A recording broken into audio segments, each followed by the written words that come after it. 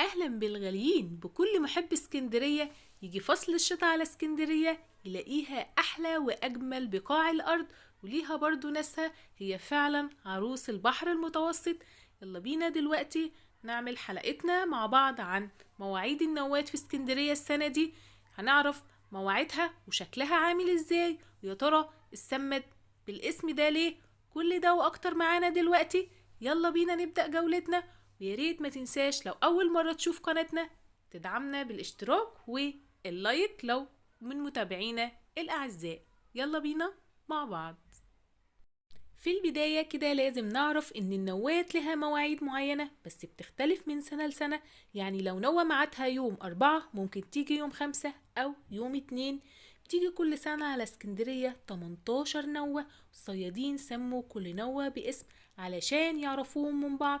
يلا مع بعض نعرف مواعيد النوات. وأول نوة عدت علينا من كام يوم كانت يوم 3 سبتمبر واستمرت 3 أيام، واسمها نوة رياح الصليب، إنها رياح ساخنة بتيجي من الغرب وبتتزامن مع طرح النخيل. تاني نوة معانا اسمها رياح الصليبة وبتستمر 3 أيام من 20 أكتوبر. في 16 نوفمبر نوة المكنسة وتستمر 4 أيام، بتكون مصحوبة برياح شمالية شديدة بتكنس البحر، بتكون أمطارها غزيرة.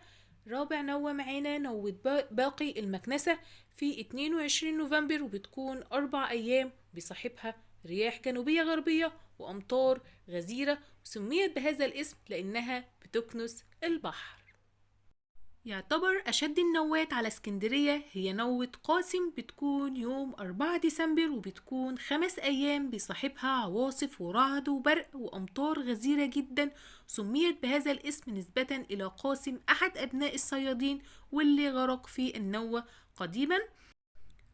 مع بداية فصل الشتاء رسميا يوم 21 ديسمبر بتيجي نوة الفيضة الصغرى ومدتها 5 أيام.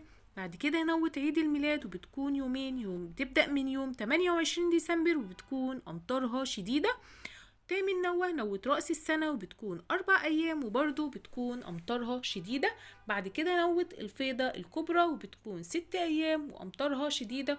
تتوقف حركة الصيد والمواني في اسكندرية مع بدايتها يوم 12 يناير. وبعد كده نوة الغطاس وبتستمر 3 أيام وبتبدأ من يوم 13 وبتكون ممطرة. النوة رقم 11 يوم 23 يناير وبتيجي نوة الكرم، وسميت بهذا الاسم لوفرة أمطارها، وبتكون أمطار غزيرة جدا وبتستمر 7 أيام. وبعد كده بندخل على نوة الشمس الصغرى ومدتها بتكون 3 أيام من يوم 18 فبراير. والنوة رقم 13 هي نوة السلوم وبتستمر لمدة يومين من يوم 2 مارس. بعد كده نوة الحسوم وسميت بهذا الاسم لأنها بتكون شديدة جدا، برق ورعد شديد، وبتستمر لمدة 7 أيام من يوم 9 مارس. بعد كده النوة رقم 15 وهي نوة الشمس الكبرى بتستمر لمدة يومين وبتكون الشمس ساطعة.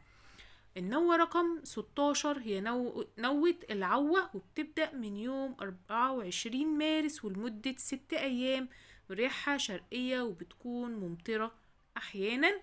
بعد كده النوة رقم 17 وهي بتبدأ يوم 23 إبريل ولمدة يومين،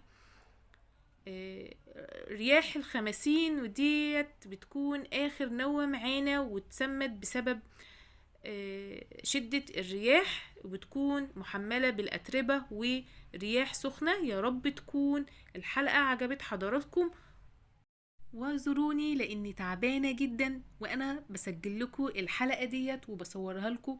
فياريت ما تنسوش تدعموني بلايك، ولو أول مرة تشوفوا القناة ما تنسوش تشتركوا فيها وتفعلوا الجرس على وضع الكل عشان يصلك مني كل جديد. انتظروني في جولات كتيرة جدا جاية الفترة الجاية عن اسكندرية الساحرة.